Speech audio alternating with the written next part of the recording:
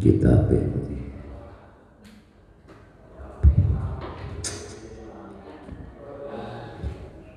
Al-Fatihah.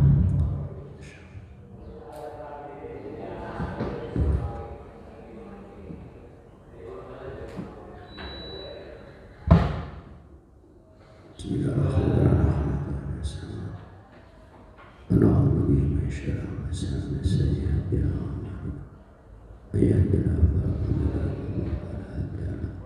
Allahumma shalli ala sayyidina Muhammad wa ala sayyidina habibina Muhammad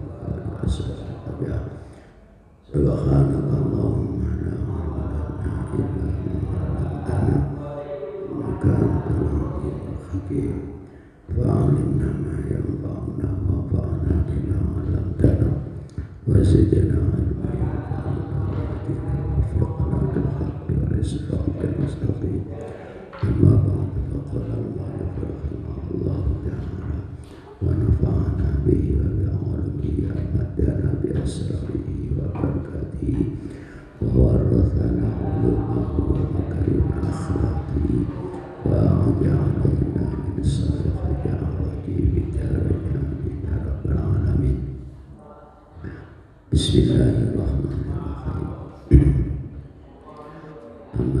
Fasrud amma soal kana pun utai pertanyaan siro, pertanyaan ma haqiqatul qalbi, ma iku opo haqiqatul qalbi utawi hakikate ati. Falam yaji mongko ora teko fi syariati ing dalam syariat tegese wahyu opo aktsarul luwe akeh min qaulihi tinimbang dawe Allah taala wa yas'alunaka 'anir ruh Qulil ruhu min amri rabbi. Untuk jawab pertanyaan ma haqiqatul qalbi hanya ada ayat ini. Wa yas'aluna lan padha takon sapa wong-wong ka ing sira anir ruhi tentang ruh.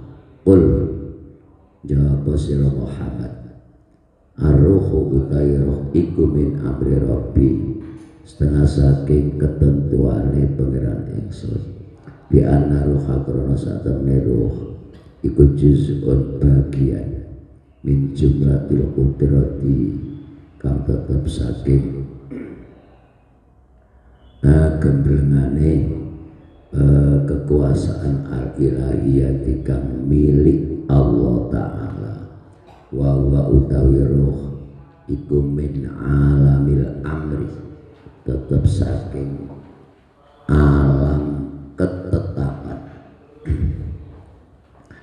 Qala dosa Allah azza wa jalla ala lahul khalqu wal amru ala ling-ling lau iku tetep keduwene Allah al khalqu utai nyiptakake wal amru lan nentokake to netepake wal insan mongko utai manungsa iku min alamil khalqi, saking alam ciptaan. Manusia memang diciptakan dari tinjauan min janibin, saking satu sisi, wa min alamil amri, lan saking alam ketetapan, min janibin, saking sisi yang lain.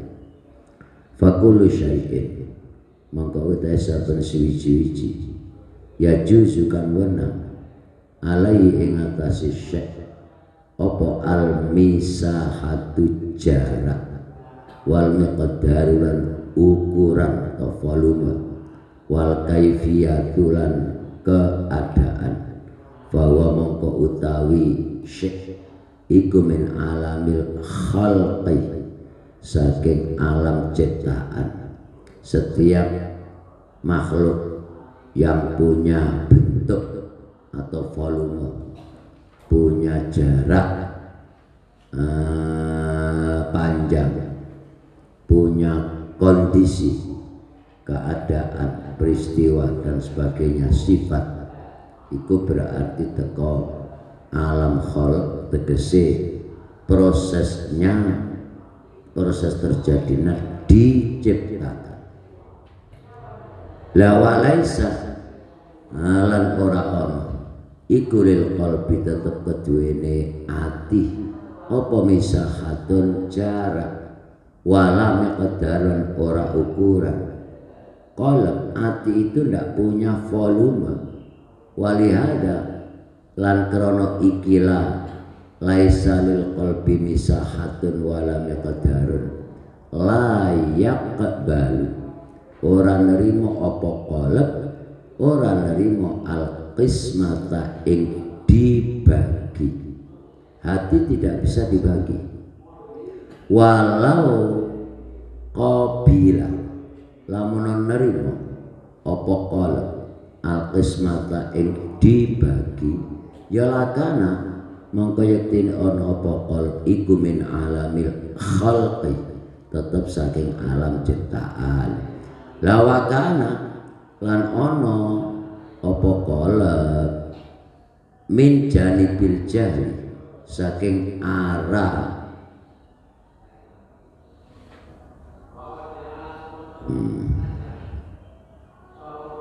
saking arah kebodohan, tegese apa iku? Kosonge qalb, kosonge qalb dari sesuatu iku jahil. Ana iku jahilan perkara kang bodoh. Qalb itu andekan bisa dibagi, berarti diciptakan. Berarti diciptakan. Kalau dia diciptakan berarti mengalami kondisi kosong blok, maka dikatakan bodoh. Padahal bukan begitu kalau itu. Wa min janibil ilmi, lan saking arah ilmu tegese saat ono isine perkara sing bener, ono iku aliman perkara kang berilmu. Kalau tidak bisa dikatakan kalau ini kosong dan kalau ini terisi, tidak bisa begitu, tidak bisa, beda dengan yang lain. Karena itu qalb atau ruh atau biasanya diterjemahkan jiwa. Jiwa itu bukan diciptakan, tapi keberadaan jiwa itu ketetapan. Ini, dan jiwa tidak bisa dibagi. Nah, inti manusia itu di sini. Sehingga selain jiwa itu bukan intinya. Meskipun selama ini kita sudah keliru ya.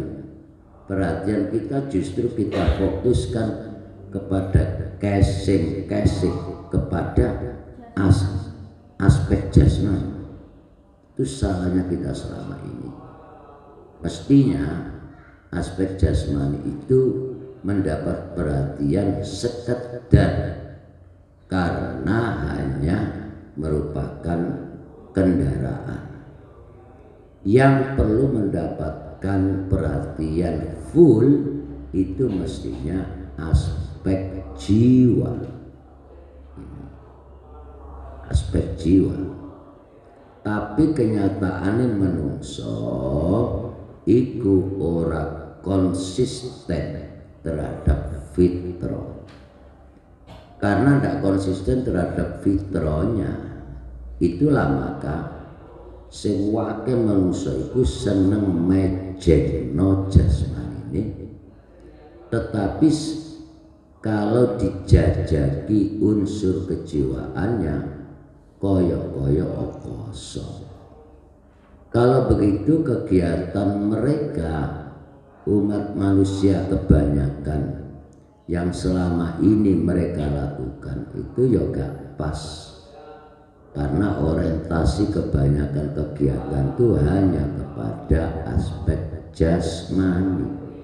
Malah kalau dijak njoleh ilmu males.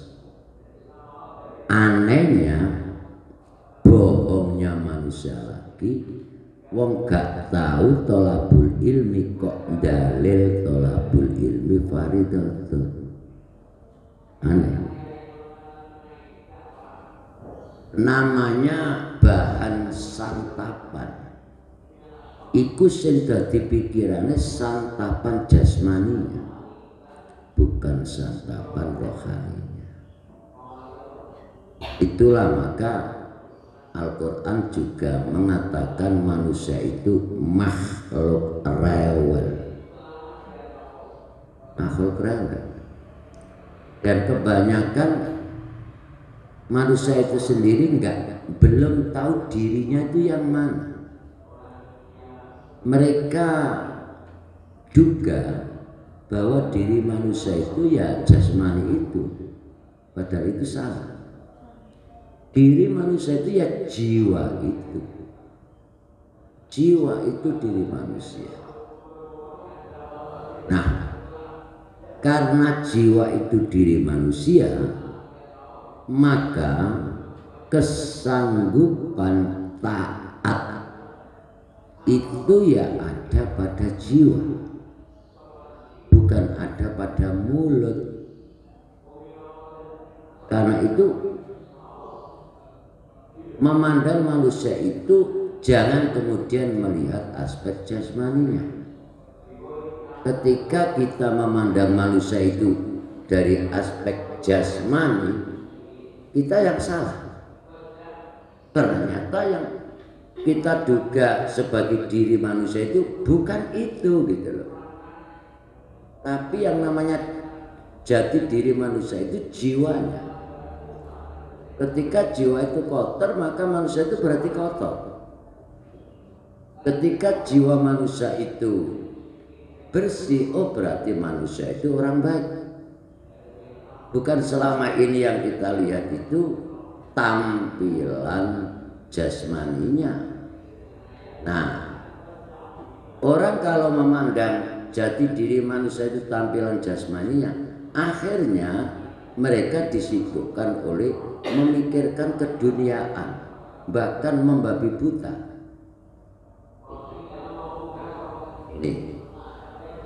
Ini koreksi ya. Nah, seberapa persen Pak orang memahami anatomi ini, struktur apa itu anggota diri kita? Ya, sing jawab sapa? Nek gak ngaji. Ngaji itu proses penerimaan pemahaman oleh jiwa, oleh jiwa. Karena itu kadang-kadang orang nggak datang, tapi dengar itu bisa membantu geraknya jiwa. Nah, seringkali kemudian kita ini enggak targetnya datang secara fisik, tapi jiwanya tertutup. Lah ngene iki gak disadari. Teko nang sekolahan hanya menampilkan aspek jasmani. Ketika kembali pulang, jiwanya tetap kosong, bahkan lebih rendah. Anehnya kalau ditanya katanya belajar. Jadi kalau kita teliti, detik-detik yang kita lalui itu penuh kebohongan gitu loh. Padahal belajar itu tolabul ilmi. Tolab itu usaha dengan sengaja dan penuh kesadaran. Bukan ucapan, tapi usaha. Usaha itu geraknya jiwa, bukan geraknya jasmani. Jadi kalau jasmani ini jiwanya diambil, nggak bisa gerak, nggak bisa gerak. Geraknya jasmani itu pantulan dari gerak jiwa. Karena itu ketika jasmani itu menampakkan gerak yang keliru, berarti arah jiwanya yang salah. Nyambung ya? Nah, mengapa arah jiwa itu bisa salah? Kembali lagi kemarin sudah saya sampaikan, sadarlah bahwa pada diri kita ini ditempeli daya yang menjadi ujian kita, yaitu hawa nafs. Loh. Jadi hawa nafsu itu dikasih hak oleh Allah untuk menggoda manusia. Nah, di sini kita tidak sadar begitu. Bahkan kita seringkali diomongi uang itu cuek. Nah, sehingga apa? Kita tiap detik itu bohong terus. Kita menyatakan bahwa kita manusia. Sementara mereka nggak paham jati diri manusia, inti manusia itu yang mana. Ketika disarankan untuk membangun, merawat kemanusiaannya, loh mereka mengakui iya, tapi salah alamat. Yang dirawat itu aspek jasmaninya gitu loh. Coba berapa biaya yang Anda keluarkan untuk memikirkan jasmani, berapa daya dan curahan pikiran Anda juga untuk memikirkan inti Anda sendiri. Untuk merawat inti diri Anda itu jiwanya, bukan jasmaninya. Jasmani ini hanya casing, hanya sekedar ruangan, hanya sekedar tumpangan. Nah, kesombongan muncul itu karena orang tidak tahu diri. Tidak tahu diri, tidak tahu inti dirinya, tidak menyadari jiwanya, tetapi dugaannya salah. Dia duga yang diri adalah jasmani itu. Begitu sudah berapa tahun kesesatan seperti itu. Nah, ketika inti diri itu diajak menghadap penciptanya, berat sekali, berat. Diajak taat terhadap syariat agama berat, diajak apa untuk menanggapi bangunan diri juga berat, karena sudah kadung kuat hawa nafsu yang dijadikan kiblat oleh jasmani manusia. Nah, di sini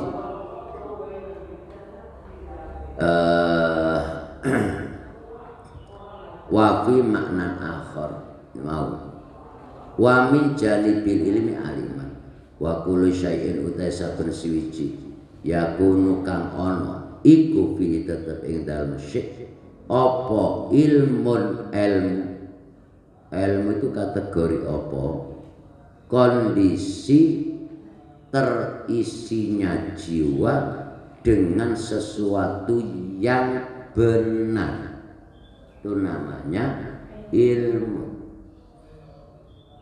Ketika jiwa itu tidak terisi sesuatu yang benar, maka itu bukan dikatakan ilmu. Bukan dikatakan ilmu berarti jahal, kebodohan. Nah, pengertian gini sendiri, pengertian begini ini sendiri tidak disadari oleh manusia itu sendiri. Loh, aneh kan? Manusia ini yang disuruh mengerti tapi kagak mau ngerti. Gila. Sehingga apa? Karena tidak mengerti ilmu itu yang mana, jahal kebodohan itu yang mana. Karena tidak mengerti begini, maka bagaimana dia bisa bergerak mengarah kepada ilmu? Wong ilmu saja belum ngerti. Karena tidak ngerti hakikat kebodohan, bagaimana gerak mereka itu bisa menghindari kebodohan? Wong kebodohan saja tidak mengerti. Loh, aneh kan? Aneh. Oh, ternyata yang mereka yang ngomong sebagai manusia itu keliru. Justru yang inti manusianya yang tidak diberdayakan yang sesungguhnya. Yang diberdayakan malah apa itu tumpangannya. Jadi ibarat HP, jasmani kita ini hanya casing. Ngerti casing ya? Hanya casing. Lu ngono kok dibelo mati-matian. Dibelo mati-matian. Termasuk arek pondok, terutama arek wedok. Sejak kapan manusia yang dibikin oleh Allah tidak ada perbedaan dorongan untuk mendekatkan diri kepada Sang Pencipta? Lho kok wong wedok entek-entek bondo, padahal iku mek casing. Coba. Casing.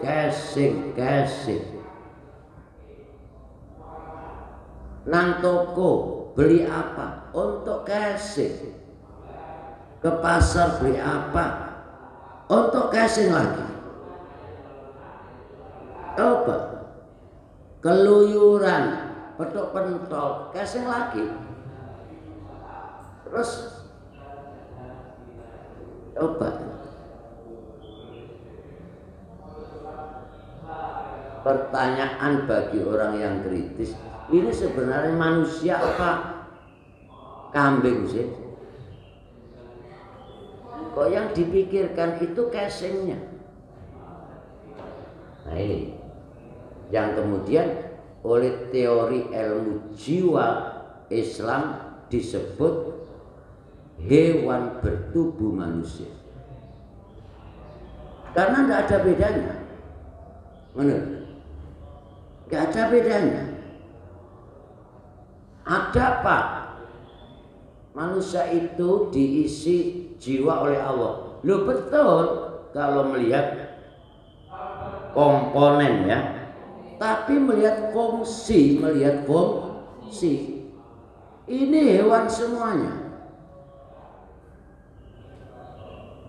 Mulane dikandani angel wong hewan. Ping pira ngandani poso wis oleh hari ke-6 ya tetep enggak nembus wong kewan. Coba Sama kan? Ketika sampean petuk pitik, sampean kandhani ojo nakal. Menter. Padha kan? Padha. Lho sing jilbaban iki pitik. Coba. Sampean sendiri kan juga sering menyaksikan kan ngomongi arek edok, diomongi iku lho ngomong dhewe. Ya Allah, petik aja. Lho kok ana petik iku buka kitab lho. Ono. Coba ya Allah. Sama halnya ketika kita ngomongi petik. Lho sekali petik nyocok panganan, diomongi ya terus cuek aja ngene gawene. Gak iso. Itulah persamaan antar makhluk. Kita jangan tertarik oleh bentuk. Bentuk adalah casing. Salah selama ini kita. Salah. Mulanya menurut teori Al-Ghazali tentang ilmu jiwa, siapa hakikat murid itu? Itu dilihat jiwanya. Sampai di kitab Ayyuhal Walad dibahas, ngandani wong iku didelok sing dikandani. Dia itu sudah manusia atau belum? Ya bang ya. Coba, nek durung menungso, apa ya sanggup nerimo pitutur? Lah nek gak sanggup nerimo pitutur, lapo kok adik nuturi? Sampai samono. Kok ndak boleh nuturi? Iya, pituturmu gak akan ada gunanya. Karena sing dituturi duduk menungso. Mung delok potongane koyok menungso. Hakikatnya dia itu tikus. Artinya hewan. Lha enek wong nuturi hewan ku sing gendeng sing nuturi. Iki di bab akhir kitab Ayyuhal Walad dibahas. Gak gampang jadi guru, gak gampang. Lah bagaimana wong muridnya durung memenuhi kriteria sebagai manusia? Muridnya itu duduk menungso, tapi tikus. Coba sampeyan delok wis pirang tahun ngene pondok, pancet apa ora? Pancet. Apa? Ya Allah. Lho, wong tuane petik. Karan petik temenan.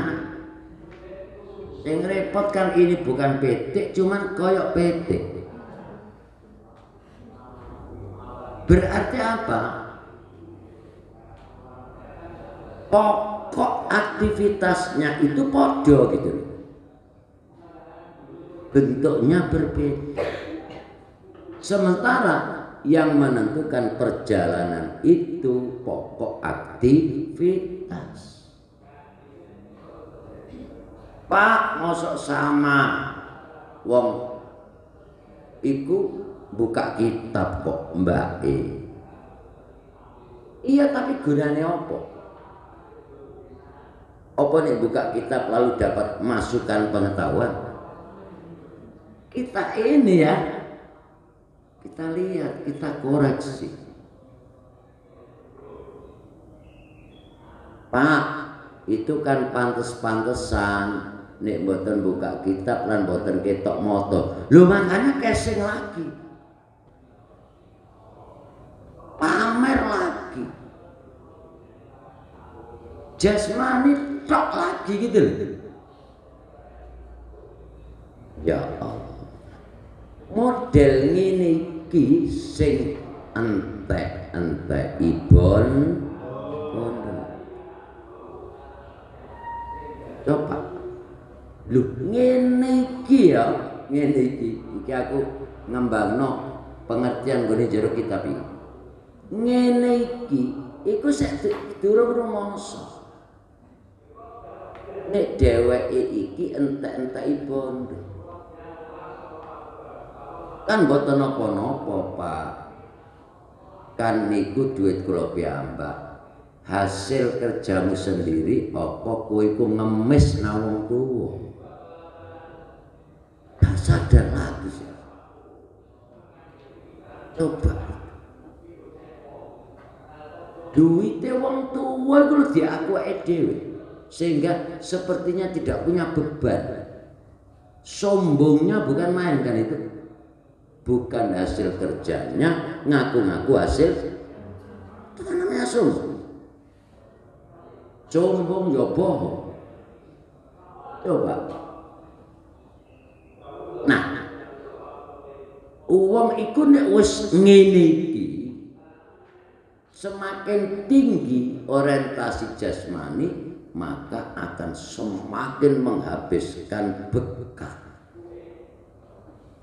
Iki kaidah itu. Nek gak percaya engko adakan eksperimen. Karena apa? Meramut casing itu butuh modal. Modal keduniaan gitu loh ya. Beda meramut jiwa yang itu hakikat manusia itu jiwa itu gitu loh. Nyambung? Meramut jiwa itu tidak begitu nagih bekal keduniaan, enggak. Tapi apa? Bekal rumangsa. Lho. Mulane sampean delok arek mondok kuwi nek anake wong gak duwe areke nekat temenan karena minat itu mesti isi ilmune akeh. Yo. Apa?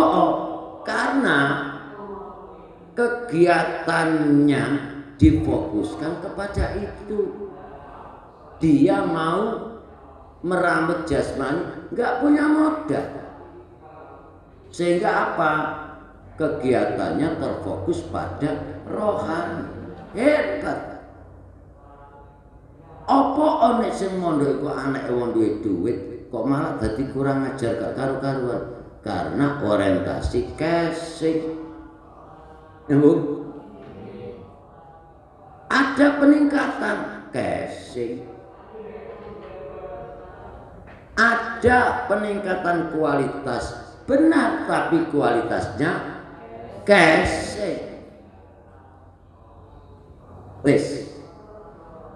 Kualitas casing yang diduga meningkat itu kalau diteliti sebenarnya juga tidak. Wong casing itu pancet kok. Casing itu pancet.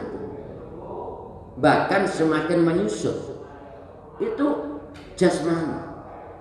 Gak ada jasmani itu dalam perjalanannya semakin bermutu itu gak ada. Nyambung gak? Lah nek ngono, lapa wong tuwa iku atik kisut ngono. Itu menunjukkan semakin perjalanannya semakin meren. Itu hakikat jasmani. Lho ngene lho, kok dirawat Pak, tapi kan dadi apik Pak, cantik. Lho itu hanya sekejap. Hanya sekejap waktu. Sama delok. Uang itu kalau sudah digilakan oleh orientasi casing, wah bandane tambah akeh. Mulane mondokno wong wedok iku umume nyiksa perasaane wong tuwa.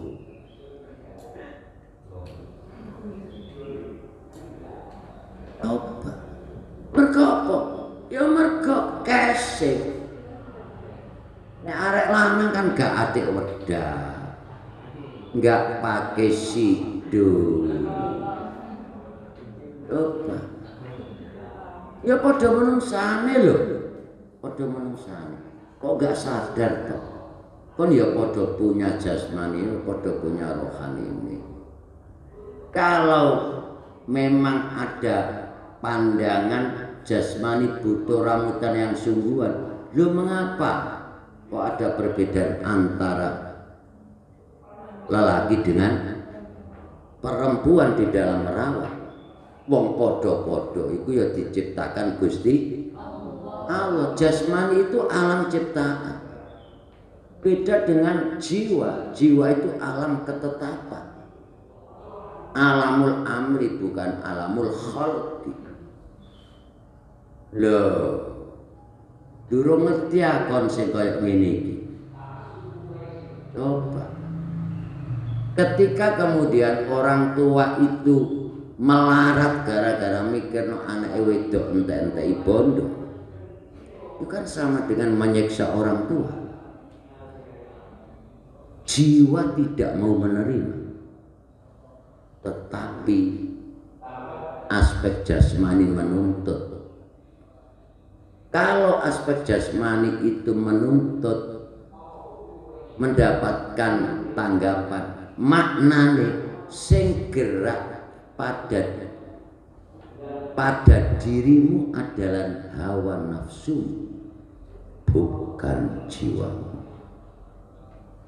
Coba gerak jiwa itu mengutamakan ngeramut rohani yang positif.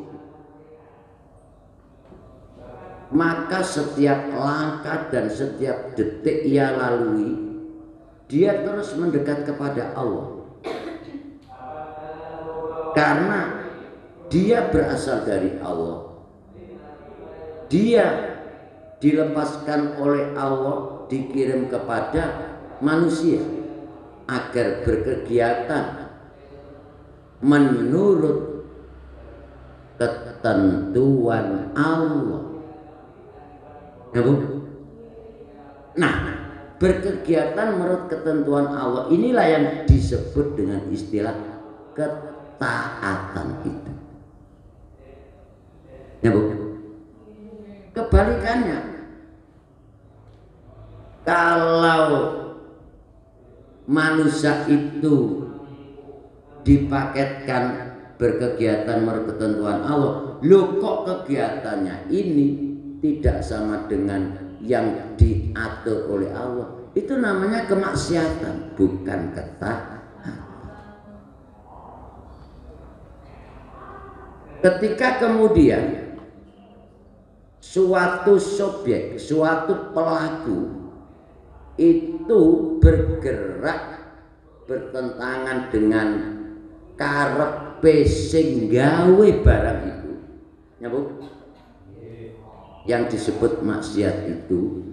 Loh, mikir, sampean kalau kembali kemana?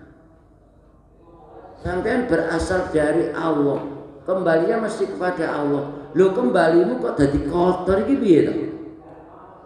Ya, pada waktu kamu dilepas itu bersih.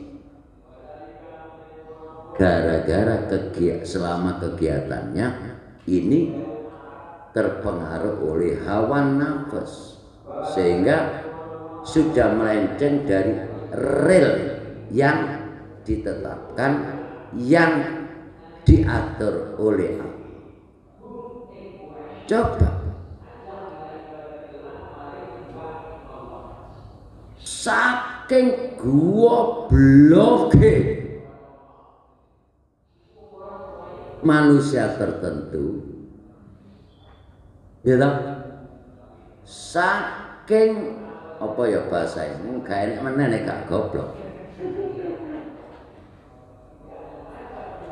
Persamaan bodoh, apa meneh, colo. Artinya cari kata-kata apa sinonim loh, tapi makna kan sama kan. Saking gobloknya menungso, diomongi dengan kata-kata tertentu dia tidak terima, tapi diomongi dengan kata lain dheweke seneng padahal maknanya podo. Wow, bloke casing ya ini. Kok bisa terjadi? Gara-gara memang bukan manusia. Artinya yang digerakkan bukan jiwanya, tapi hawa nafas. Mulane cantik jasmani, tapi rohaninya bosok.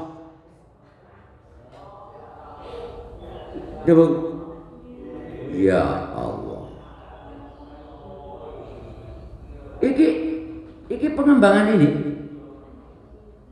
nggak pandang itu jenis cowok maupun sama.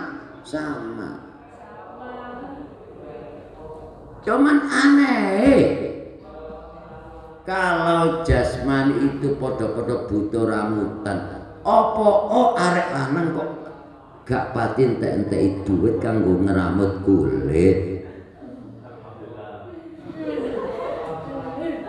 Coba